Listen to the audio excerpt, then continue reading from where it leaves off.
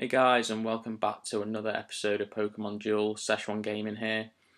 I thought today, seeing as I've not made a video in about a week, and there's been a lot going on since then, in terms of the Flying Cup tournament and the release of new Pokemon, I would make a gameplay video in a room match it with a slightly less EX heavy deck. Just to show that you can be competitive with these weaker decks and see if we can get some results with that. And then if the match isn't too long, I will show you what EXs etc. I've acquired and things like that. So I built a deck with a slightly two EXs, so you can see what I'm running there. And I've never really used Leafeon, but it's quite good and it's only rare, so we'll see what we can do. Now this isn't exactly a stacked deck that we're up against here, so it might be someone else doing a similar thing, so unless they've got a few evolutions chained up there, which they may well have because they were a fairly high rank.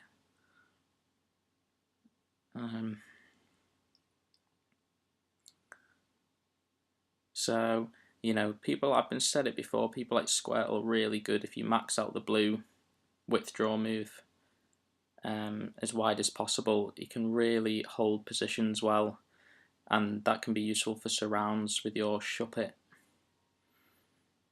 Wow, he's going straight for the attack on the Mew. Mew's new move is just absolutely incredible. Because you can use it offensively so well, which we might get an example of in this game.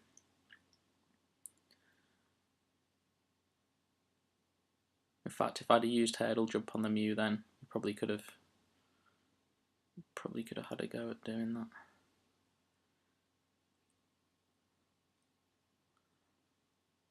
that. Poliwell, again, guys, a really underrated Pokemon. It's got quite a unique effect. So hopefully we'll see some Poliwell action as well.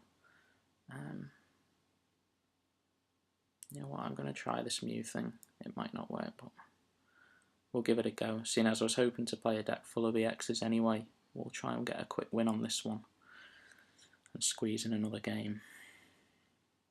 So the cool thing about Mew now is if Mew spins a blue when attacked, I get to move him 1 or 2 spaces, so I can actually move him towards the enemy goal.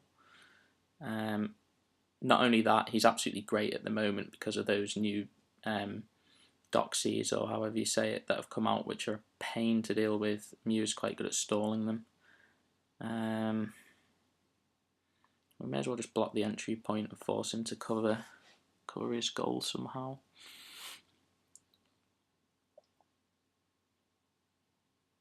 And then I'll start applying some pressure down. Well, actually, no, I probably should block this Cyndaquil, which looks like it's got a double evolution set, so maybe I'll stick a Squirtle in front of that. Does he run Hurdle Jump? No, it doesn't even run Hurdle Jump. So I guess that's a pretty safe move then, just sticking the Squirtle there. And then actually this way we can drop the Mew back into the middle and get a surround on the Cyndaquil, potentially. And in fact, that's exactly what we're going to do.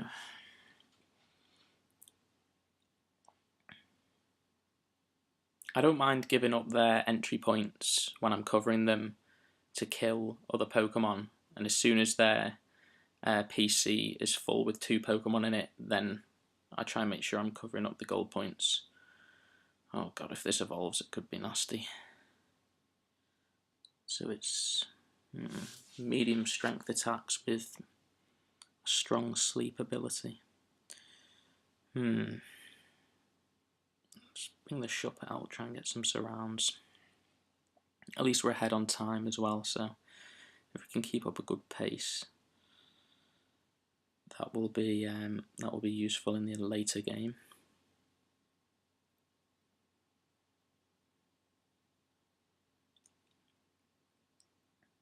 It's quite an unusual team that this player's running themselves, to be honest. A lot of evolutions, probably just testing stuff out, seeing as it's a rematch.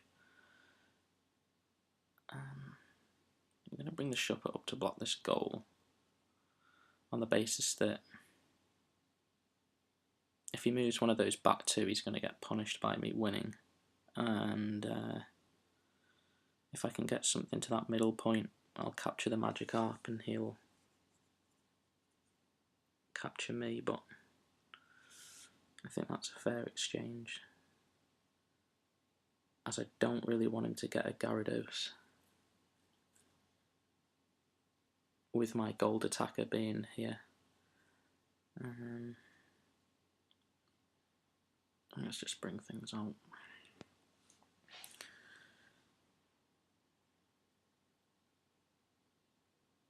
Okay, so he's going to try and kill the Shuppet. He'll hopefully roll purple. That's very handy.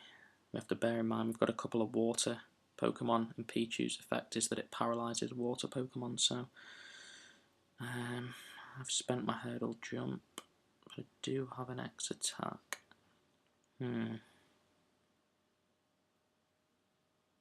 What's this Onyx's wheel? I think if we X attack on the Lugia, try and take out the Onyx and take the other goal point, we'll be in a fairly good spot. So that's good. Now Onyx has an effect with this Rock Slide move, I think. Oh, wow. Adjacent Pokemon spin. So the Lugia dies. No. It must be if it spins a miss. All neighbour Pokemon spin. Yeah, okay, those that miss are knocked out. So that was good.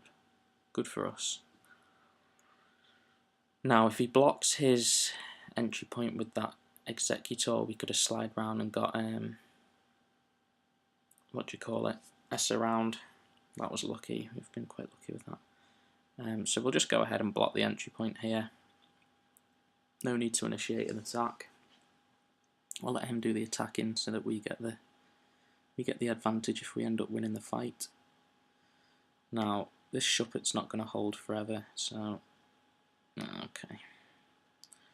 What I was going to say is we should do something about that, but a bit late now. And I need to start really applying some pressure, because the more evolutions this player gets, the harder and harder it is going to be to win the game. He's now gonna have a Pikachu with quite a big gold move and a 3-star purple, which is less than ideal, but he's tanking a lot on time, so the way to win this game might just be to defend. And what I'm going to do is start bringing this Poliwhirl around to get it. Now, Poliwhirl makes their attack spin twice clockwise, so if he rolls purple, he'd get a miss.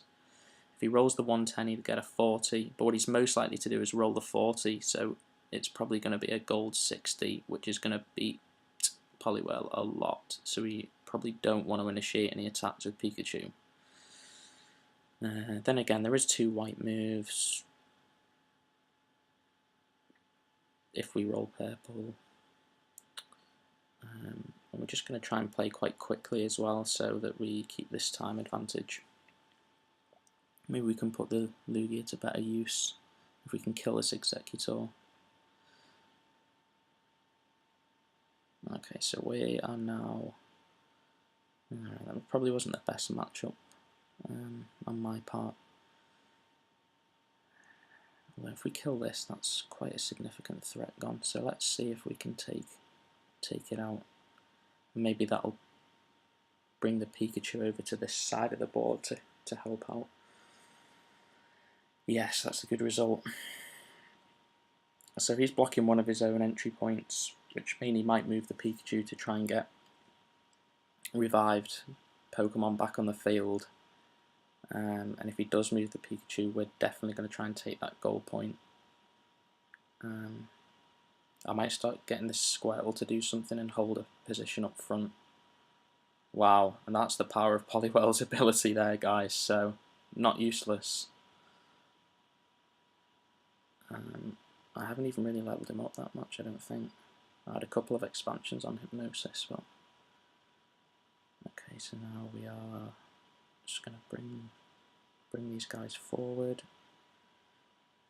I want to be able to get a surround when he evolves the Magikarp, so I don't actually have to fight Gyarados. Although, if the Gyarados is where the Magikarp is now and he hits the purple Storm move, it will get rid of his Frog as well.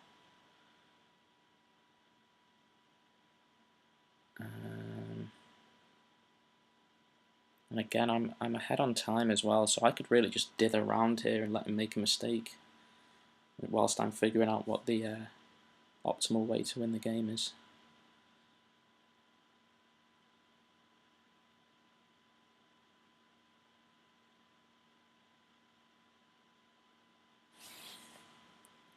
So I'm not going to move the Squirtle because I want that Gyarados to attack where it is now. Now the only thing that's not great about this situation is I've got his entry points blocked with 2 MP Pokemon.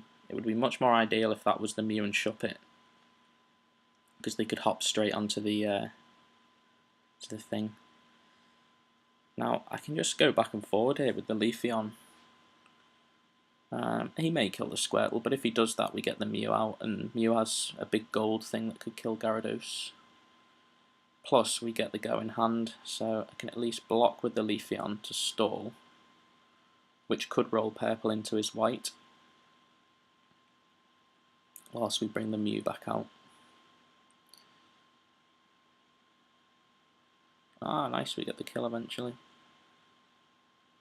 So, I'll just bring this up here, wait for him to move that, and then I'll jump on. I guess he can move 1 space to the left here and attack the Leafeon, and if he wins, I still have to do some meddling round. Is he going to switch to the Executor? Okay, that's fine. I'll just stick Leafeon here. Now if he kills the Leafeon, I'll put the Mew where the Leafeon is. If he doesn't kill it, I can surround the Executor.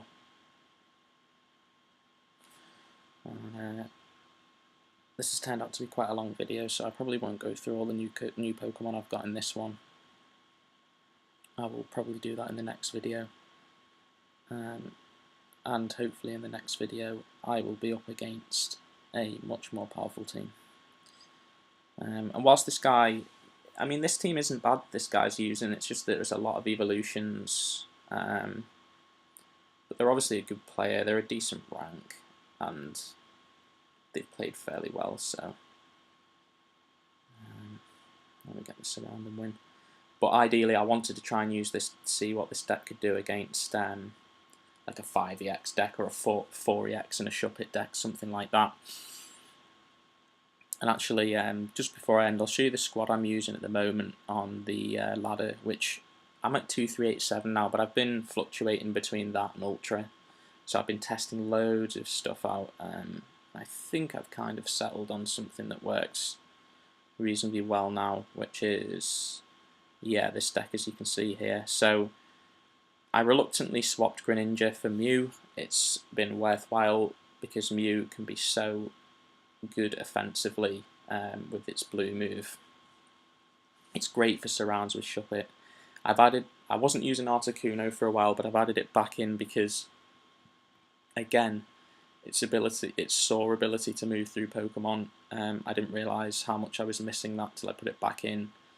This guy, Roltz, is really good against defending against Shuppet, and he's got a 3-star purple move, which he rolls sometimes, and it's quite good. If it disables one of the enemy's good moves, it's great stuff, and it's got 3 MP, so it's good for surrounds as well. And the other thing is, sometimes it is just going to roll the 30 and get killed, but that's not always a bad thing, especially if you're sitting on in your PC, say you have Mew and Zapdos. It dying frees one of those up, so as long as you're not in a terrible board position and too far behind, I think its advantages outweigh its weaknesses. However, I always struggle when I don't have this in a deck these days because my playstyle really suits having 2 Pokemon get freed up. and Shuppet, I just don't seem to ladder as well without a Shuppet in the deck, and that's probably due to my play style, seeing as it adds a lot of flexibility if you want to play defensive and pick off surrounds, or whether you want to just go all out and pressure. And with three 3MP runners in the deck, you can be pretty aggressive with this deck. And as I said, that move I made with the hurdle jump on the Mew, I could have done that turn 2, and then if they'd attacked, you can bounce around to there near the goal point, and when it becomes your turn, you win. So there's like a Mew cheese win with the hurdle jump, and there's the Shuppet cheese win, obviously. And daily quests have just come in. Let's take a look what they are before I end the video. A league match, room match, win 2 league matches. Okay, well, I'll do some of them on the next video, guys. So yeah, next video, I'll use the same deck I used just then, and hopefully we'll face a few more EXs, and I'll hopefully show that the decks like that can hold its own. Now, I realise with this new meta and these new Deoxys, it's going to be a bit different, and it will be harder to use decks without as many EXs.